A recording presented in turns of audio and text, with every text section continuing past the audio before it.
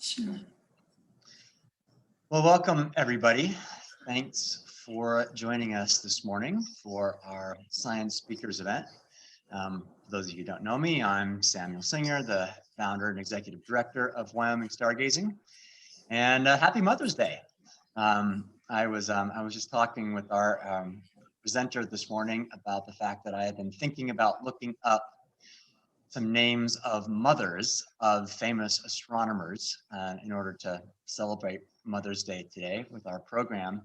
And I had a difficult time doing it. I found a couple astronomers' mothers, but not a list. So that's one of the things I'm going to work on over the next couple of weeks. I want to put together a list of the mothers of famous astronomers. The one that did pop up immediately was Johannes Kepler's mother. Of course, Kepler is responsible for Kepler's laws of planetary motion. It turns out that Kepler's mother was actually put on trial for witchcraft in the early 1600s. Kepler came to her defense and got her off the hook, fortunately. But it turns out that actually a friend of hers accused her of witchcraft after they got into a quarrel, and he came down with some terrible malady. He thought that she had hexed him, but it turns out that she didn't actually. But anyway, so that was the one mother of a famous astronomer that I could find. But hopefully we can find some more of those. Just a reminder for everyone that after the presentation this morning, we'll do our door prizes and our raffle prizes. And so if you're here, you're entered into the door prizes. And if you bought raffle tickets either for this event or for any of the other events, your raffle tickets are still in the jar. And so we're going to raffle off one of Mike Gadler's astrophotography prints, as well as a bunch of stickers for door prizes. So stick around for that after the presentation, and hopefully we can get some nice gifts in your hands. So without further ado, I want to introduce our speaker for this morning for us here in Wyoming, but evening for her. Suzanne Ramsay is joining us just outside of Munich, Germany, where she is involved with the development of the extremely large telescope, which she's here to tell us all about. So Susie, thanks so much for joining us, and we're all yours. Okay, thank you for the introduction. My pleasure to be here. And I should also thank you for moving the time of your normal events so that it wouldn't be the middle of the night for me. Good. I'm going to go ahead and share my screen. I would actively encourage people, if they have questions, if I'm speaking too fast and too Scottish, anything, please just jump in, and especially we seem to be quite a small group, so it would be nice to break up the talk. Otherwise, okay, let's just check. Samuel, does that look fine? Okay, so I'm going to try and give you a bit of a picture today about what I'm calling the European Extremely Large Telescope. You'll see later that there is more than one extremely large telescope. Thought I'd get out of the way immediately the fact that people like to make jokes about the mundane nature of our telescope naming. So I work for the European Southern Observatory. We already have the very large telescopes. So the extremely large is obviously thought to be, not a very inventive name, but you will see that it merits its name entirely. So since I'm speaking to people across the world, I actually thought, if you don't mind, I would just spend one or two slides introducing where I'm from, in case that's interesting to anybody, and then go into the bulk of the talk for today. And first of all, I'd like to motivate why it is we would build an extremely large telescope. And then I'm going to talk to you about the astronomy that we imagine doing with the ELT. And I'm going to do that with a couple of what I've called case studies. So I'm going to try and explain to you what we've learned about the expansion of the universe, let's say from the beginning of the topic until today, and how the ELT is going to add to that. And then similarly with one of our other major scientific activities for this telescope, which is the study of so-called extrasolar planets. So these are planets around stars other than our sun. And then I'm going to show you a lot of really beautiful pictures of how the telescope will look like, including images of the parts, the components that we have today. So a combination of a description of the design and a status update. And as I've said, please interrupt me with questions if you'd like. So Samuel mentioned I'm talking to you from outside Munich, Germany. We have headquarters for the European Southern Observatory here. And this is an organization that started in 1962. And our observatories are all in Chile, where the conditions are fantastic for astronomy. And the basic idea of ESO was that the countries should club together and do projects which could not be achieved on the scale of one country, and the Extremely Large Telescope is certainly one of those. So we have member states, we have 16 of those today, we have a strategic partnership with Australia, and Chile is our host country. And you can see on the right hand side of my slide the observatories that we run. We have us Apex and ALMA. This is a so-called sub-millimeter, so it's getting more in the radio astronomy direction. The telescopes on LaCilla are the first telescopes that ESO had. These are optical and infrared ground-based telescopes. And now the cream of our productivity comes from the Very Large Telescope on Cerro Paranal in the Atacama Desert. We have offices in Santiago in Chile, and then also where I work in the headquarters in Garching, north of Munich. So it's a really beautiful international organization, a lot of fun to work there. So if anybody's job hunting, please do check out our jobs pages. We hire engineers, admin people, we have students, we have fellows. So onto the why build an extremely large telescope. Just a couple of slides on this topic. Astronomers today are incredibly spoiled. We have a fantastic range of telescopes that we can use to answer questions about, anything and everything about what's happening in the universe.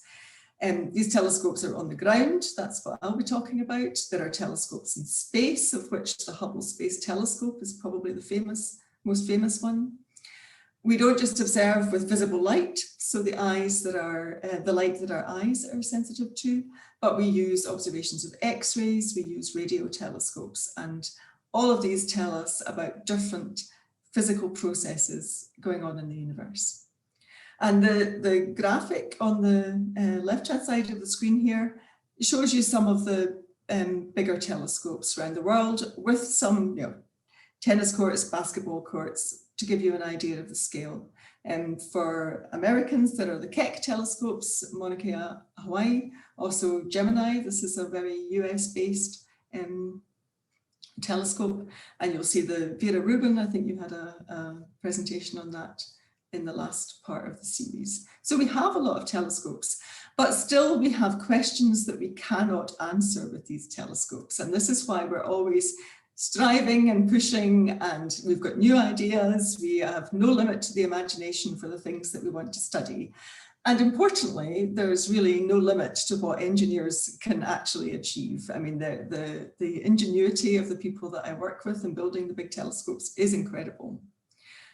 But fundamentally, the reason to build a bigger telescope is because with a larger aperture, you can see fainter objects, and you can also look at finer details. So, and this is the fundamentals of why you go to a bigger telescope. And this is not different for professional astronomers as it is for amateur astronomers. I'm sure you all are interested in getting as big a telescope as you can reasonably afford, and we're the same. So I wanted to try and illustrate in a couple of cases why this would be. So this slide shows an image of the same nebula taken with the Hubble Space Telescope. It's got a 2.4 meter primary mirror, and the size of the primary mirror is what we're talking about when we say telescope size. It's in space, so actually it's not affected by atmospheric disturbance, which affects our observations from the Earth. And you can see the level of detail that you can see in this object. Moving to the middle panel, this is the same object with the Very Large Telescope, the 8 meter telescopes in Chile. And it says plus AO, and we're going to get back to that. AO stands for adaptive optics, and I will explain what that is later. But if you compare, and I hope that the resolution of the streaming supports this, you see that you can separate out the individual stars, and you actually see many more and fainter stars in that middle panel than from the HST. Now, simulating in a computer how this would be with an ELT, we go the next step. Much, much fainter, many more stars, so we can understand, we can count all the stars, we can understand the age of this object, and a much better ability to separate the stars from each other. So this is key. So that's it in a one panel nutshell, but then my two case studies, I'm going to try and explain a little bit more about how people have used increasingly large telescopes to really find out actually rather surprising things about our universe. So the first part of the story under the topic expansion of the universe is actually based in probably one of the most famous astronomers and a US astronomer, Edwin Hubble, after whom the Hubble Space Telescope is named.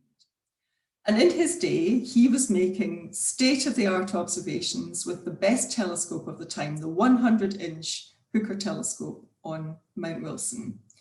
And the observations that he were making were of so-called Cepheid variable stars, which vary with their brightness varies with a very regular period. And these are what's called a standard candle. So we use a number of different standard candles, which are things of a specific brightness. So they're always the same brightness, you move them further away and that brightness dims, and the dimming tells you how far away they are. So these standard candles give us distance measurements in the universe. And I mean, what I find amazing was that before Hubble, people actually thought that the fuzzy things that they saw in the night sky were part of our galaxy. I mean, he actually, before he could do the measurements I'll describe now, he had to realize that galaxies were outside of the Milky Way. And I actually find this amazing that this was only 100 years ago, for it seems so fundamental. Anyway, with the observations that he could do of the faint and distant objects with his very large telescope, he discovered that galaxies were moving away from us, and that the further the galaxy was from his vantage point on the Earth, the faster it appeared to be moving. And you can see the graph that he made. This is from his 1929 paper, where you see speed on the y-axis and distance on the x-axis, and that there was a straight line relationship, a linear relationship. And this discovery was consistent with the theories about the Big Bang and the predictions you could make from Einstein's theory of general relativity, and was really important for underpinning that as the ground truth of how the universe came into origin. Now, if we cut to the 1990s, using the biggest telescope that they had access to, and this is two teams now, this is people using the William Keck telescope in Hawaii, and another team using the ESO's very large telescope, Saul Perlmutter using the Keck, and Adam Rees and Brian Schmidt using the VLT. They were making the same kind of observations, but with a different standard candle.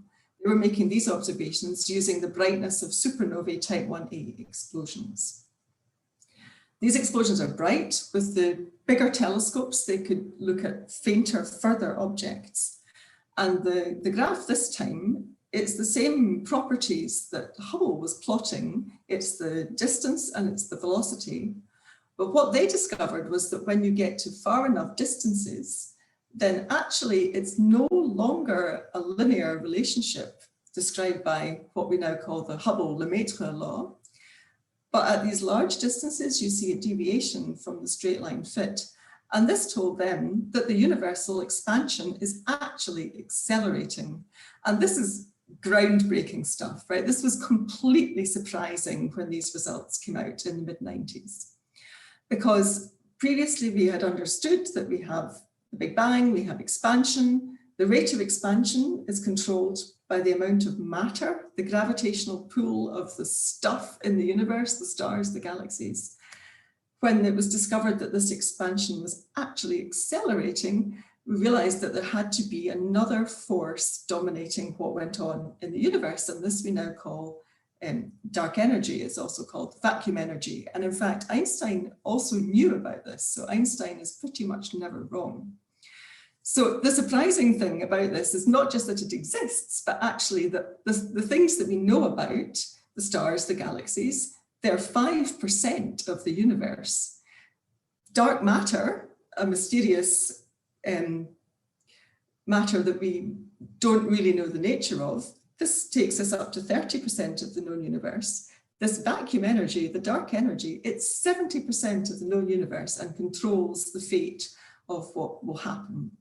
And Perlmutter, Schmidt and Riese won the Nobel Prize for this work in 2011. So this work and the plots that they've made, this is all based again on this concept of standard candles. And while this is very powerful, it relies on the fact that the standard candle brightness is the same throughout the entire history of the universe. The observations also have to be interpreted using a model of the universe and how it's behaving. And this, while we've learned a tremendous amount this way, the intriguing thing that we can do with the ELT is that we can actually make a direct measurement. So I say that these previous measurements are indirect measurements. There's a lot of assumptions, a lot of analysis, but with the ELT, we plan to make a direct measurement of the expansion. So on the plot here is quite a famous plot. You've likely seen it before in these talks, where you can see on the left-hand side of this cone, the Big Bang. There's nothing in the universe. As they say in the comedy show, after some time, galaxies start forming, stars start forming, and we find ourselves, almost 14 billion years later in the galaxy that we see when we look up today, with all of the stars and galaxies and a lot of empty space between. So the idea of what we can do with the ELT is that we can make a measurement of one of these sources, it's at quite some distance, then continue to measure the same source over decades and actually watch how it accelerates. So watch how its redshift changes, watch how its velocity changes. And this is an experiment which actually was Alan Sandage, another American astronomer, thought in 1962 that this would be possible, right? He's even got nice papers about 200-inch telescopes and what you could do. He knew this was possible, but not with the telescopes and the technology of the time. But with the ELT, we're just at the edge when we can do this, because the change that we want to observe over decades is at the level of tens of centimeters per second, so a couple of inches per second, really tiny, tiny changes, but we think we can just now do it with a 40-meter telescope. So another case study. Actually, this one, I have to say, this is a very good example of something that you can do with a very small telescope, or a quite small telescope. So with using a 2-meter, the Observatory de Haute-Provence telescope, these guys, Didier Queloz and Michel Mayor, discovered the first star around a normal main sequence type, normal star, not our sun, not in our solar system. And they discovered this in 1995. I should say there are a couple of stars that had been detected going around pulsars, but these are so unusual that it's not so intriguing, because this is all about the search for life and are we alone in the universe. So a star, a planet orbiting a star, and 51 Pegasi is the star, constellation of Pegasus, and you see an artist's impression of the star. Actually, the big thing in the foreground is the planet. And the way that they observe this is that the star and the planet, we think of planets as orbiting our sun, let's say, but in fact, they're both orbiting the center of gravity between the planet and the star. It's just that center of gravity is really buried inside the star because the star is so much more massive. So I'm going to show this on the next slide, but I mean, they won also the Nobel Prize in 2019 for these fantastically detailed observations that they could do. And the observations were with the Observatory de Haute-Provence, but also with one of our telescopes in La Silla. So this very nice little GIF is intended to try and show you what's going on here. So in the middle of the screen, you can see the blue planet on its orbit around the yellow star, but the yellow star is also wobbling about, about the center of the orbits, right? And this wobble means that sometimes the star is moving towards us, sometimes it's moving away. And we can measure that with a spectrum from an astronomical telescope. So you see there's a plot of speed, which shows you how the speed of the planet changes and how it's very regular, because this is a very regular system. And then on the left-hand side, you can see these measurements with 51 Pegasi. And note the velocities. We're talking 50 meters per second measurements that they're making. Bear in mind that I was talking about centimeters per second before. Since Queloz and Mayor made these experiments, our ability to measure these kind of motions of the stars has come down so that we can now do meters per second, not 50 meters per second, but this very precise, beautiful measurements. These kind of measurements work especially well. They're especially easy to make when you have a very massive planet very close to the star, because then the gravitational pull of the planet is much bigger and you get the faster wobble of the parent star. So the planet that they discovered, 51 Pegasi b, was a so-called hot Jupiter. It's got a 4-day orbit. It's very, very close to its central star, very hot, huge inflated atmosphere. And this is a kind of planet that we don't have in our solar system. So not only was it, it was astonishing when they found it. They found this signal so fast after they started making their measurements. Everybody was surprised. And now actually we have many measurements of these kind of stars and also these kind of planets, all sorts of other exotic species of planet around different stars. So this radial velocity measurement has been one of the key ways that we have found extrasolar planets. This graph shows all of the detections of extrasolar planets, or at least many of them. It needs to be updated practically daily. But it shows with different colors of spots, individual planets around other stars. And the reason that there are different colors on this diagram is because there are different ways of measuring them. So the ones in blue use this radial velocity measurement. And today, using different techniques, which would be a whole other fascinating talk in itself, we know of 5,747 planets. At least that was, when I say today, that was yesterday. There's probably more by now. And you can look on the exoplanets.org website if you become intrigued by this. So, it's phenomenal. I used to give public talks when there were 15, right? And say, isn't that amazing? It's more than our solar system. It's just an incredible growth rate. So, but again, we're talking about indirect measurements. So we look at the wobble of the star and we infer the presence of the planet. We look at the dimming of a star as a planet moves in front of it, like an eclipse, and we infer the presence of a planet. What is by far more satisfying is to take an image, a direct image, a picture of the star and the planet next to it. This is really hard. So I'm going to try and show you on this graph how this, to put it into context, let's say, because with the ELT, what we'll try and do is to take a picture of an Earth twin. So a planet like the Earth orbiting at the orbit of the Earth around the sun. So this graph has rather technical axes, but I can put on where the mass of Jupiter is. So it's mass on the y-axis and distance from the star on the x. So that orange line represents the mass of Jupiter. Here's now the mass of the Earth. So Queloz and Mayor discovered a hot Jupiter. If you wanted to do, the Earth, it's 1/300th of the mass of Jupiter.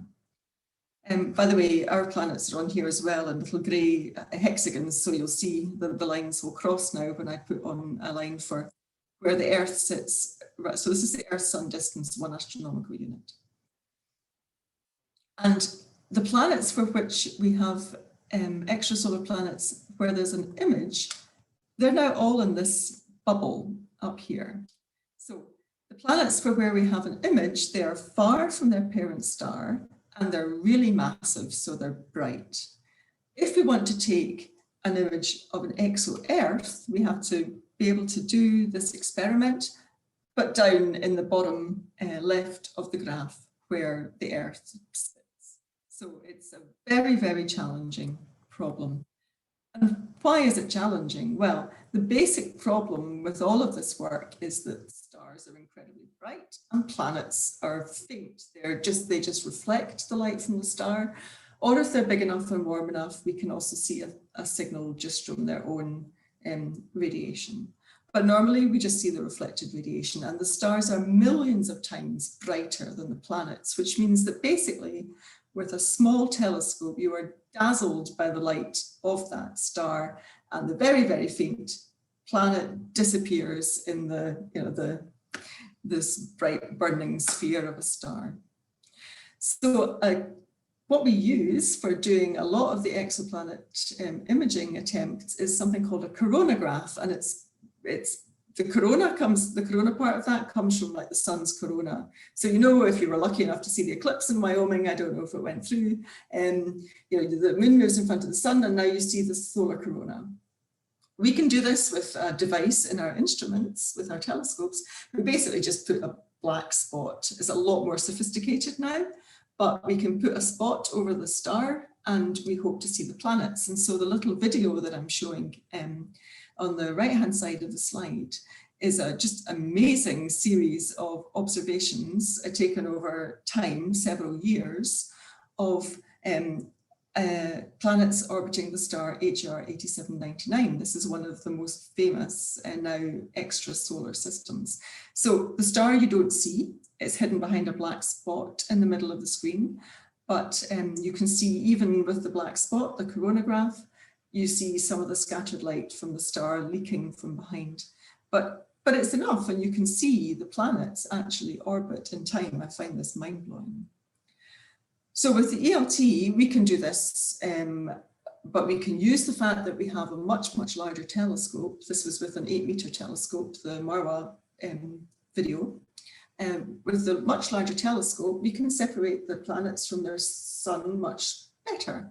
And the observations that I show you in the bottom are actually simulations of small planets around Alpha Centauri, so one of our nearest stars, which we think we can do with one of the instruments that we're making. So bigger telescopes lets you push these topics further. So finally, I will get on to actually telling you now about the extremely large telescope. This is, of course, an artist's image. We don't have it yet. This will be us in well, 5-6 years, 2026, 2027. And I'm just going to show you a little bit more about what it takes to build something like this. First of all, a quick digression. I'm going to talk about the European Extremely Large Telescope. There are other extremely large telescopes on the market. So two US-based, but very international, so telescopes are the 25-meter Giant Magellan telescope, that's going to go in Chile, and the 30-meter telescope. Both of these have headquarters in Pasadena. The 30-meter telescope will either go on Mauna Kea in Hawaii, or it will go on in the Canary Islands in Spain. So the GMT will be in the south, the TMT will be in the north, and this means it will be a very exciting time for astronomers when we have all of these telescopes, because we'll get full coverage of the sky. And in particular, if these two telescopes work together, as they're planning to do, as US-ELT, then the US astronomers will have full coverage, as will the astronomers in India, Chile, Korea, Japan, that are all collaborating on these projects. So I give you the websites there. If you get intrigued, you can look it up. Back to the ELT and back to 2014. So in 2014, we started this project in earnest. It had been thought about and planned for a good 15 years before then, including by myself. So it's a long project for patient people. It's such a big telescope that although we want to build it close to our observatory in Cerro Paranal, the VLT, which you can see on the bottom of the image on the screen here, then there's not space on that mountain. So in fact, we started with a new peak called Cerro Amazonas, and we started simply by blasting the top off it, moving tons and tons of rock in order to make a flat platform for the new telescope. And this was in June 2014. And then there needs to be the construction of a road from the existing observatory and from the main highway through the Atacama so that we could bring all of the things needed to build the telescope. So serious civil engineering is involved in this project. This is a nice video. I hope it's not too choppy. Pulling back, this is from December 2019. You can see the size of the engineers. And then as we pull out, you're going to see the footprint of the telescope, which is 88 meters in diameter. I'll show you later how big the dome is for this. Around the outside, you can see the foundations. Eventually, this starts to look like some sort of Mayan temple to me. As we pull back, you see the Atacama Desert. It's so dry and high that it's really, really good for astronomy. You can see the road. The road is now completed. You can see in the bottom right a platform where the air conditioning chiller system is going to sit. And you get some sort of idea of the fact that we are now going to use up this whole of this new mountain for our new telescope. Today, we are much further advanced with the foundations. It's basically complete. At the moment, we all feel a little bit sad because the site's closed because of the pandemic. So we are working to get back to having engineers on site. People are flying from the Italian consortium that's working this. As I speak, we're sending people down to start this again. But today, it's actually closed. The dome that we're going to put on this site, it's 80 meters high.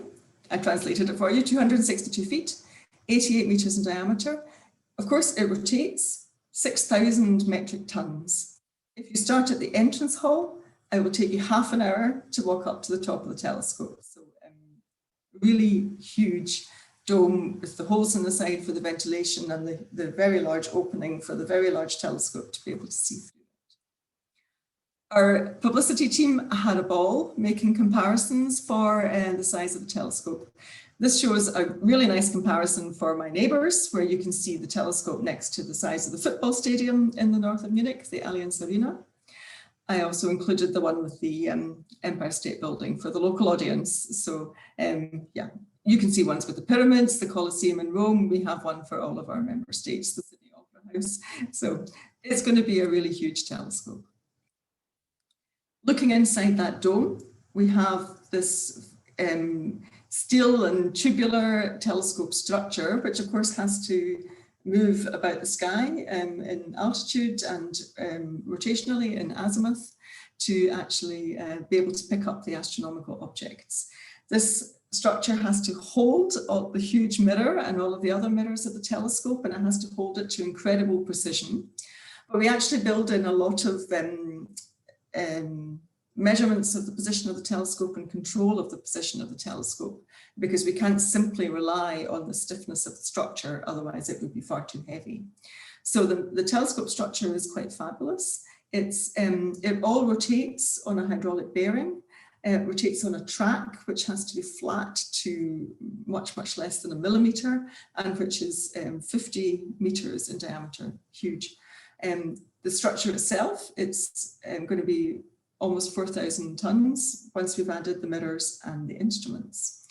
And the instruments themselves are going to sit in two platforms, which you can possibly see on the, sorry, I'm trying to get my laser pointer, never mind. You can see large platforms on the side of the telescope in that small image on the right-hand side. These are the so-called Naismith platforms where the instruments will sit, and these are tennis court sized platforms for our instruments. The ELT's optics itself is absolutely unique. It's a 5-mirror telescope, so not that we would normally have 2 or 3 mirrors in an astronomical telescope. We have the huge M1. It's 39 meters in diameter. It's made up of 798 individual mirrors, and I'll get into that. Once the light is reflected from M1, it goes up to the hanging in space secondary mirror, M2. It's 4.2 meters in diameter. It's the largest secondary mirror on a telescope. And even then, it's 4.2 meters rather than 6, so that it would be manufacturable. excuse me, sorry. Then the light from there is reflected down to a tertiary mirror, M3, and then up to M4 and M5. And the reason that we have 5 mirrors, one of the reasons is because we wanted to build in the ability to correct for the atmospheric turbulence. So build in the ability to do adaptive optics. And again, I'm going to come back to that later. Once the mirror is reflected from M5, it goes to the instrument science platforms, the Naismith platforms. So I'll take you through and show you some pictures of all of these components in the next slides. First of all, to explain about the 798 segments. So in the era of the 8-meter telescopes, the VLT is made from a single monolithic 8-meter primary mirror. The people that were building the Keck telescope invented an alternative way of doing this, and they actually built the Keck telescope out of a number of segments. And you can see this if you look in detail at this diagram, that the Keck telescopes are shown as being, this is right in the top middle of the diagram, shown as being made up of hexagons.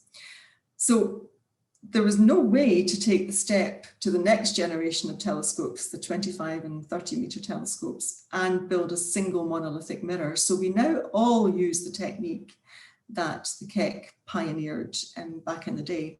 And indeed now even a lot of smaller telescopes also use that technique because it's cost effective and effective in terms of the astronomy that it can deliver. So we're now all building segmented mirror telescopes. And here's a very nice picture of the M1 of our telescope, this large silver lake in this picture, and also with actually the instruments on the instrument platforms. So M1, it's 798 hexagonal segments of 1.4 meters in diameter.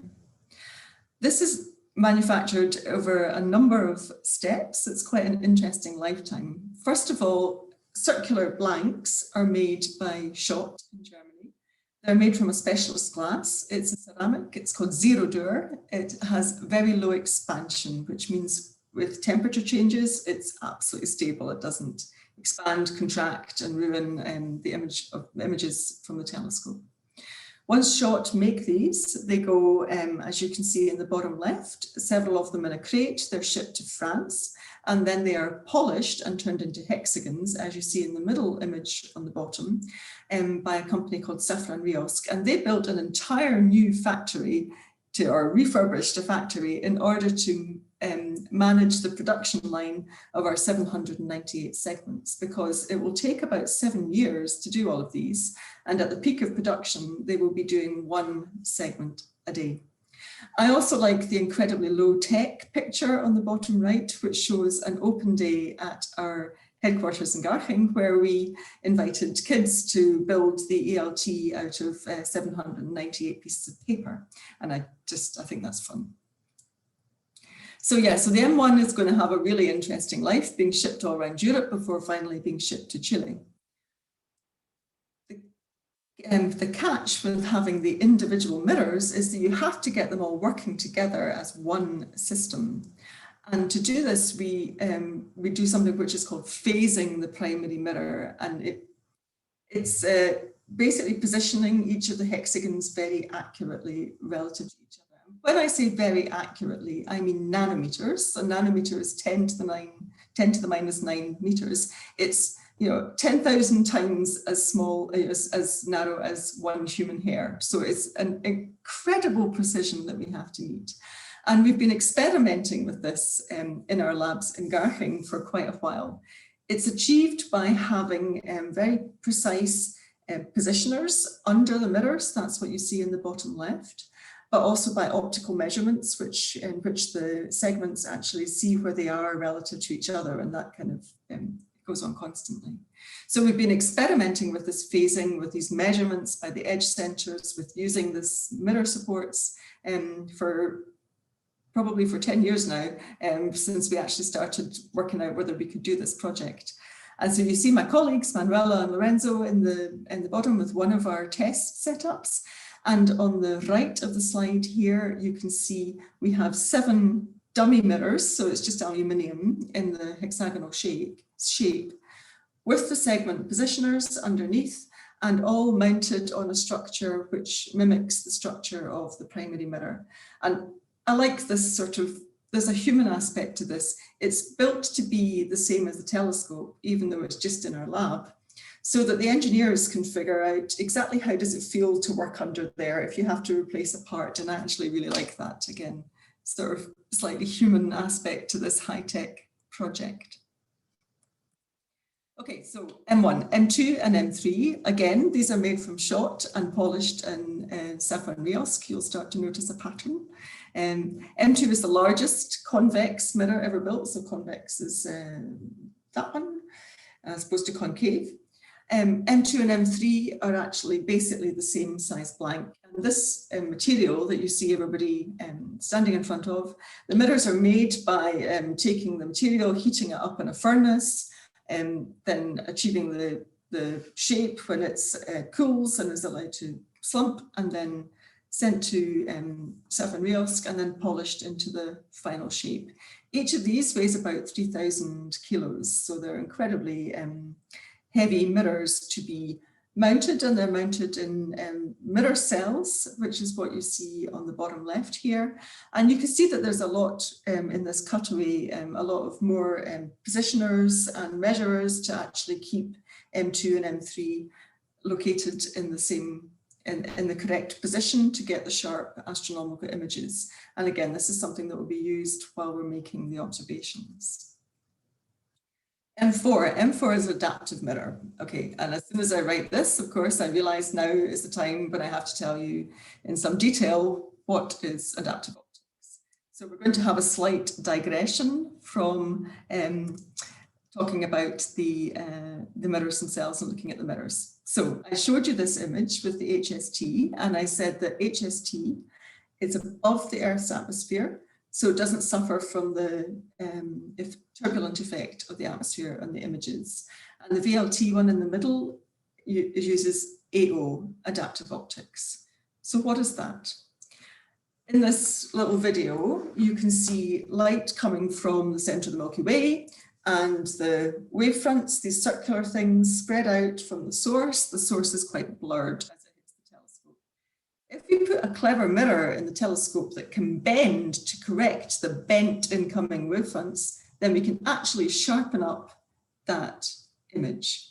And this is called adaptive optics. So the technique of measuring how bent the incoming wavefront is, so how blurred the image is, and then applying an equal and opposite effect with a so-called deformable mirror gives you these sharp images. And this really works. This, I mean, you get these superb images, you can compete with the HST above the ground. And this is now a standard technique. Again, this is something which was invented in the 1950s by a gentleman called Horace Babcock, but you couldn't do it because it's a big computing problem. You have to make these corrections several times a second, even to get slightly improved images. And we will be doing this hundreds of times a second on the ELT. The other thing is that to make this measurement of how bent and blurred the image is, you need a very bright star. And there are not, I mean, and we call these guide stars, and we call them natural guide stars when we basically just mean stars. So there are enough bright stars in the sky that we can observe about 1% of the objects that we would like to observe. When there's not a bright star, we use an artificially generated so-called laser guide star, and this basically fires a powerful laser into the Earth's atmosphere. There's a layer of sodium, and the laser excites the sodium and it glows brightly as if it were a star. And so we use those. And then with the laser guide stars on Paranal, which is what you see on the right-hand side, you get these spectacular images of them firing up into the night sky. We'll do the same thing on the ELT, which is what you see on the left image, artist's drawing, engineering drawing of us firing 8 of these laser guide stars into the heavens to allow us to observe in important regions where there's no stars. So this is very Star Wars, very high-tech stuff. So M4 is a deformable mirror. It's one of these mirrors which can take up a very complicated shape in order to correct for the complicated shape of the incoming light from the sources. It's made up of very, very thin, so 2 millimeters thick glass shells, 6 of them around the mirror, and you see Elise and Fabio, my 2 colleagues, inspecting one of the glass shells in the bottom right-hand corner. These shells are then, I mean, these are the things which are literally going to bend to make the deformable mirror. They're mounted on magnets, and all of that thing and all of the electronics to do the pushing is mounted in this structure that you see in the middle, which is made out of carbon fiber to be light. And then on the left-hand side, you see some pictures of this test setup where you're actually testing the mirror in the configuration that it's going to be used, so downward looking, in the facility where it's been developed in Italy. So we're quite far advanced with developing M4 because we started early because it's really challenging. And then the 5th mirror that's going to send the light onto these instrument platforms, M5. This also actually corrects for the effect of the atmosphere by doing tipping and tilting. And if you have an image stabilized camera or image stabilization on your telescope, then it's essentially the same thing. It's going to do it fast. It's going to do it thousands of times, well, hundreds of times a second, which means it has to be a light mirror, which means that we're using silicon carbide and then polishing that silicon carbide, which is a new and quite challenging process to produce that mirror. It's also made up of 6 petals like the M4 is, and you can see some of them in the bottom right here. And with the backing structure where most of the mass has been taken away, so you just get this very light frame. So after M5, then we're into the instruments. So this is my playground because I'm the instrumentation manager for the telescope as well as being an astronomer. So on the left-hand side, we see a sort of vision of what the telescope was going to look like from around about 2014, when we really started work on earnest. There are these big platforms that can take 3 instruments at a time, 4 in some special circumstances. And I shout out to my countryman, James Naismith, who was the gentleman that actually invented this way of configuring a telescope and having a space to mount the instruments. So yeah, these platforms, I said they're about tennis court sized. You can also take, and this is what's shown on the right-hand image, you could take the VLT and put it on one of those platforms. So today's biggest telescopes vanish in size compared to the ELT. And we're really filling these huge platforms with the huge instruments that we're building. And this is one of the messages that I want you to sort of give you about the telescope, is also the instrumentation that we put on them for the astronomers to do their work, also very, very large. And to try and get this across, I'm sort of give you this example of how the size of the astronomical objects at the focus of telescopes grows. So now you're imagining that you're standing at a large astronomical telescope, you've got a piece of photographic paper, and the telescope is projecting an image of Jupiter. Starting at the bottom, on the right-hand side, if you were at the 4-meter New Technology Telescope on Lucia, you would only need a postage stamp, a 7mm sized piece of photographic paper. If you're at the VLT, the 8-meter, that image grows in size to 23mm. And if you're at the ELT, with the 40-meter telescope, Jupiter then becomes something 132mm in size. So serious. And fine, photographic paper is one thing, but now we need to build instruments which can capture these images and relay them to the high-tech detectors that the instruments use. So a sort of high-tech version of the detector in your camera on your smartphone, if you have one. And so the expansion in the instrument size is like the expansion in the size of Jupiter in this picture. And this is a nice rendering which shows the telescope in blurred and focus in the background, and our engineering drawings now of the instruments that we're designing and how they look on that platform. And to wrap up the talk, I'm just going to rush through what the instruments look like. Again, a whole other talk about the instruments. I also wanted to touch a little bit more on some of the other science topics that the instruments will do, because we're providing a suite of instrumentation to suit all of the astronomers in all of those 16 member states that I mentioned, and also around the world. So there's many, many different science topics for this telescope, and not just the expansion of the universe and the extrasolar planets that I already mentioned. And for one of the instruments, which we call Harmony, it's been built led by a team in Oxford. It's a spectrograph. It's going to use adaptive optics, and it's going to study galaxy formation. So if you remember that Big Bang, cone, where at some point, you form stars and galaxies, and we don't really know how this happens. I mean, we have a lot of theories, and we can study how that happens in galaxies that are comparatively close to us, but we want to push back in time to the higher, more distant galaxies, higher redshift galaxies. And so taking an image like the famous Hubble Deep Field here and studying every single one of those galaxies in enough detail to understand their physics is what Harmony can do. It's an infrared instrument. The actual instrument itself, you see basically surrounded and hidden by the structure that we need to walk around on in order to maintain this instrument. What you see in orange is a cryostat, so it's a fridge. It's going to be operating at minus 170 Celsius, sorry for the Celsius. In order to actually efficiently and effectively detect those those galaxies. So the engineering of inside that cryostat at those cold temperatures is very challenging. And with the METIS mid-infrared instrument that I'm showing on the right here, this is specially designed for the exoplanets, and it's actually going to work at minus 230 degrees, so 40 degrees Kelvin. So really challenging to maintain and keep these instruments cold. We also have a camera, so something just to take beautiful pictures of what we're going to, all of the new discoveries with our telescope.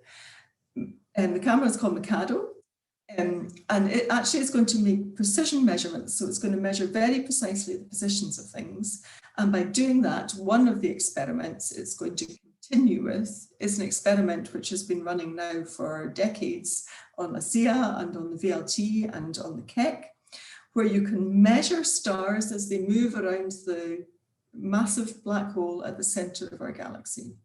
And by doing that, again, you can test whether or not Einstein was right, because you can test whether or not the gravitation, when you're circling a 2 million times the mass of the sun black hole, whether you have normal gravity or whether you have some special gravitational effects.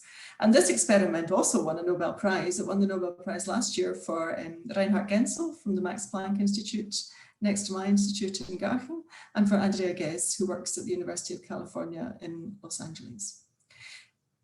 Mikado will be fed by another adaptive optics system. So we'll actually use the telescope M4 plus 2 further deformable mirrors in this adaptive optics system called Maori in order to get the sharp enough images to do this very tricky experiment.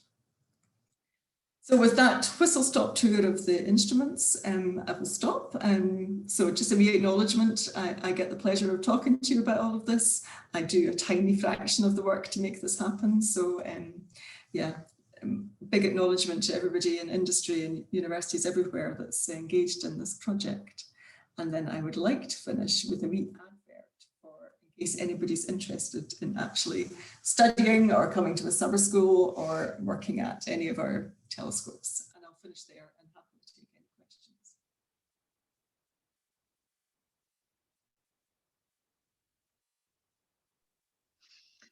Thanks so much, Susie. That was fantastic. I've got a question, but I want to see if anybody else has any questions for you before I get to answer mine, or I get to ask mine. Shall I stop sharing? Is that the best thing? So whatever you'd like, it doesn't matter. Okay, well, I'll leave it there in case I have to go back to Yeah, there might be some requests to see one of the slides. Anybody have any questions for Susie?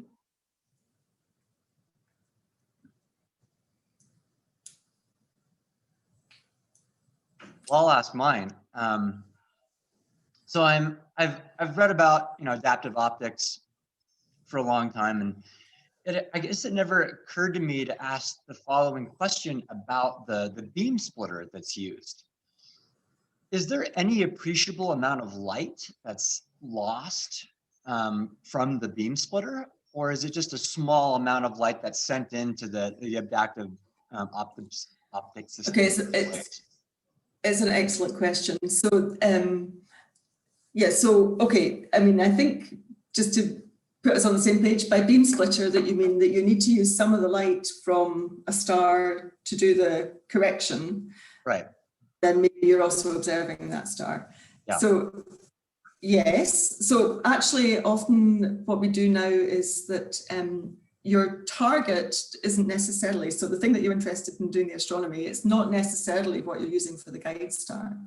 So you can have, you know, a galaxy, and if there's a bright star, it has to be quite nearby because you have to be looking at the same column of atmosphere. Right. But you can use that star nearby. Other tricks that you can do is that you can, for example, observe at one wavelength. So you could be wanting to observe the visible light from a galaxy in order to understand its star formation.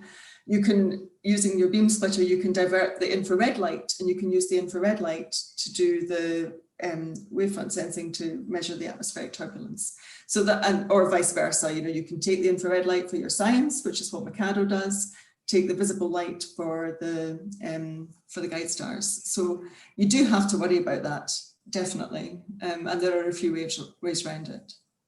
Cool. Yeah, I don't know why it never occurred to me to ask that, but I figured there was some tricky way to do that without really losing much light. Yeah, because yes, I mean, yes, you need all of the light from your guide star. Otherwise, yeah, you get even less, you know, of the universe that you can observe. Right, right. Any other questions for Susie?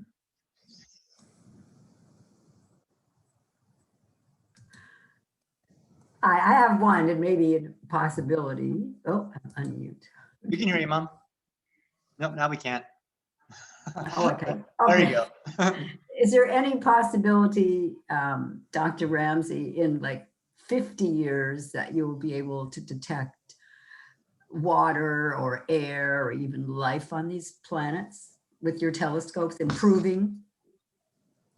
So thank you for the question, because this is something that I kind of skipped over actually, and it's a really important part of what we're going to try and do with the telescope.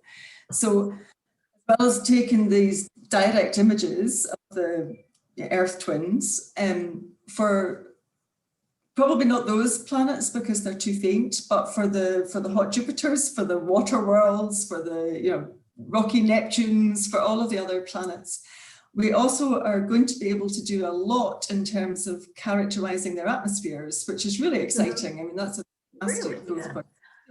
You still can do some, I mean, some today, but it has to be just a handful of targets. But actually using the spectrographs that the telescope will have, we should be able to see if there's water, if there's things like that in the atmospheres of the planets. Mm.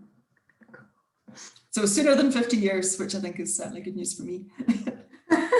Well, I won't be around either.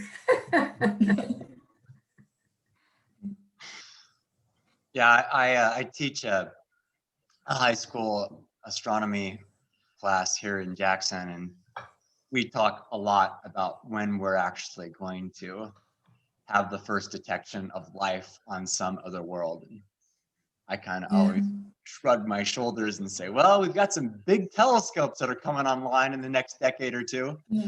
They've got some potential. We honestly just don't know. We don't know, and I guess we might be surprised, right? I mean, I think the lesson from the early detection, or the first detection of the 51 Pegasus B, I mean, it was something nobody had thought of, right? I mean, it pops up, you know, oh, it's a hot Jupiter. So I think that's the exciting thing about doing science, is you can be surprised. Yeah, my gut tells me that we're going to have a detection of life probably sooner than a lot of the official predictions that are out there now. But we'll see. It would be nice. It would be a day. That would definitely be a day. Yeah. Yeah, I think it'll be interesting to see whether we get a confirmed detection of life before we get the next supernovae in our galaxy. It wipes it all out. Don't say that. Could happen So tomorrow. on that note, That's what I always tell my guests when I take them out stargazing, and I either I show them Betelgeuse in the wintertime or Antares in the summer. I said, well, I mean, these stars could explode tomorrow or 100,000 years from now. We don't really know when. Yeah. We'll know when it happens. I have a question, Sam. Please, We're Deborah. always focused on life. I'm looking at my depictions of the periodic table of the of the elements.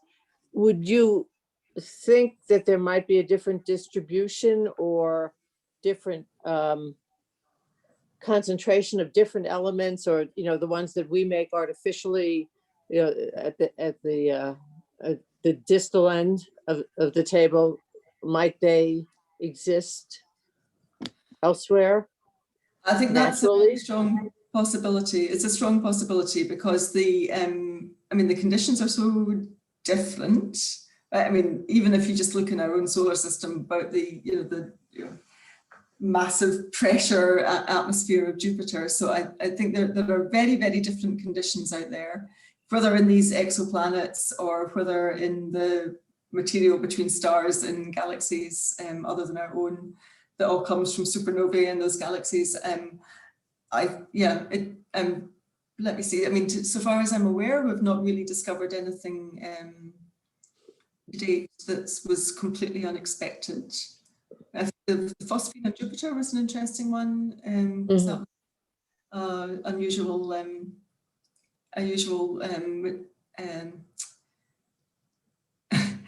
material Yes. composition, but Yes. so I think it's distinctly possible. Thank you.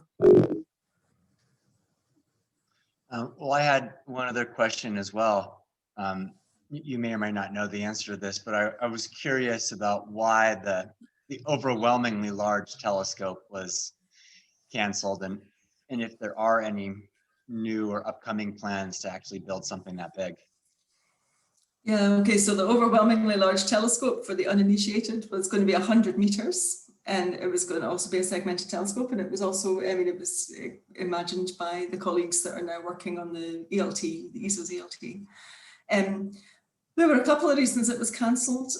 I think it was thought to be, let's say, technologically possible. It was going to be probably also overwhelmingly expensive.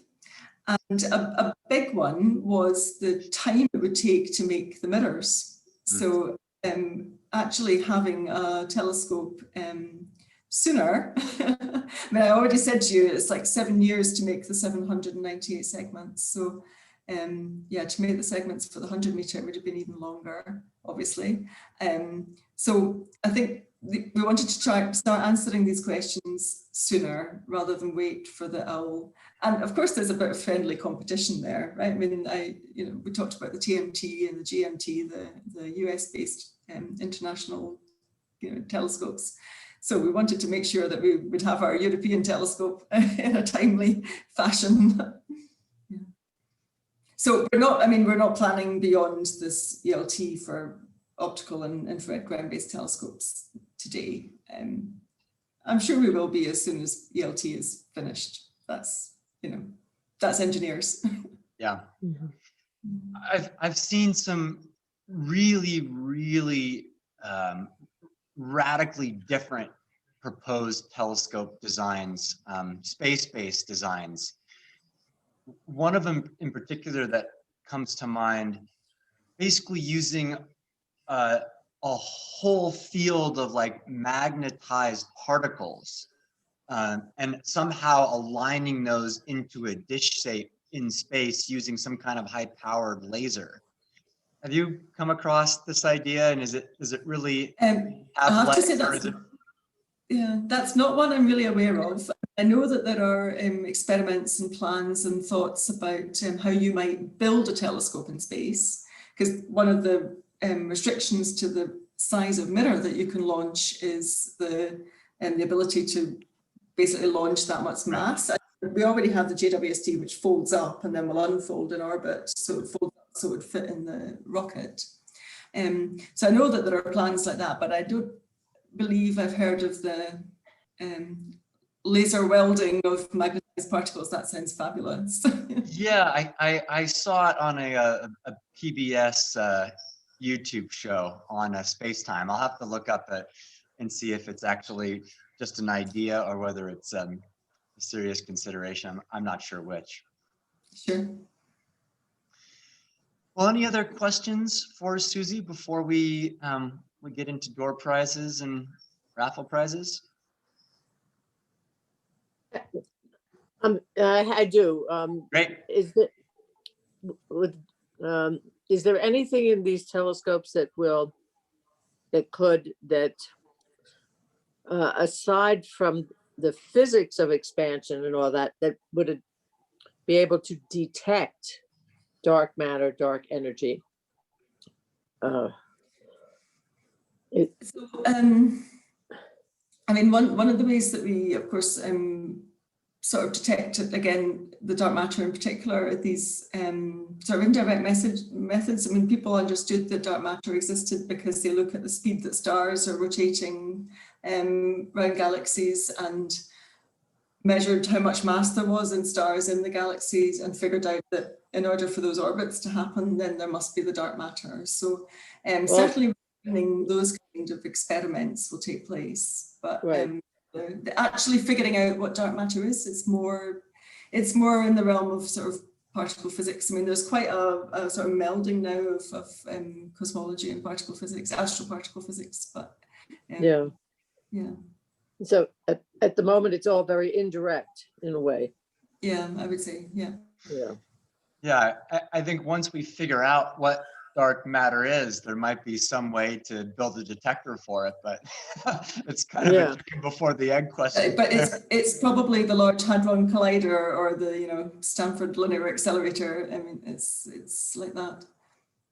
The fairy people, yeah. Yeah. Okay, thank you. Yeah. Thanks for the question. All right, last call for questions.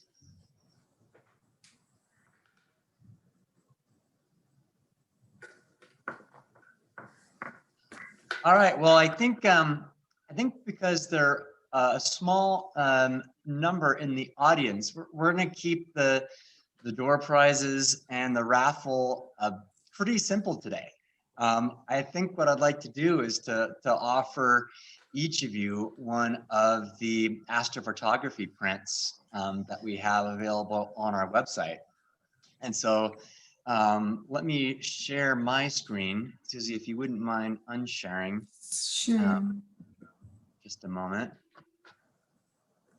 If you haven't already seen our website, if you just go to wyomingstargazing.org and click on the shop link, that will bring you up to this page.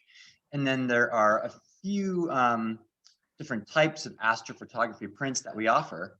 And so please just pick out a deep space imagery square print, or rectangular print, or one of the solar eclipse prints, photo paper, and just let me know which one you like and your address, and we'll have one shipped to you. And yeah, I think that's a nice way of saying thank you for being here on Mother's Day, and definitely specifically for all you moms out there. But yeah, just go ahead and pick your printout and give me the name of it and send me your address, and I will get those prints to you. So that's how we'll do that. Did also want to mention that we have another upcoming speaker series event next month, Friday, June 18th, about a different type of telescope. Over the last few months, we've been focusing on telescopes that are in the optical wavelengths, infrared, But we're going to look at something totally different next month. We're going to look at the Fermi telescope, which is an X-ray telescope. So quite a bit different than what we've talked about so far.